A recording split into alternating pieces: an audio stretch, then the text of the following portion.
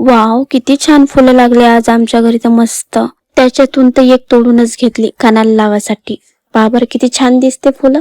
तर आज चालली होती मानसीच्या घरी वगैरे, कारण की मॅडमजीचा कॉल आला होता ना ताई घरी ये म्हणून. आज जास्तच गरमी पडत होती, पण काहीच म्हणा तुम्ही, बहुत गरमी वाढली आहे.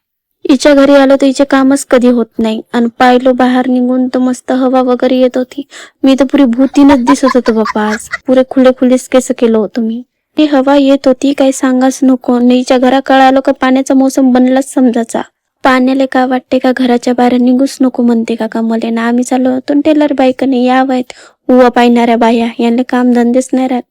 घराकडे आलो का कधीही मला नवीन घर दिसते. काहून नाही का भुलल्यासारखंच वाटते मला. हा आमचा गाव होय का नव्हे का.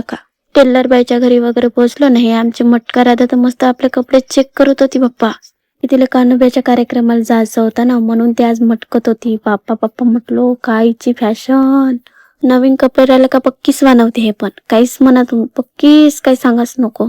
मला इतकी गरमी लागत होती का मॅडम तर 12-1 वाजेपर्यंत आंघोळ धुतल्याशिवाय आहे नाही. हे बाथरूमच्या समोर तर मलाच बसवून ठेवली. ताई तू उठूच नको. तुमची बहीण अशी करते का सांगा बरं. ने नवीन कपडे लावून सनेन जशी येल पाडत होती, दिसते तर पुरी ढिवरी ना.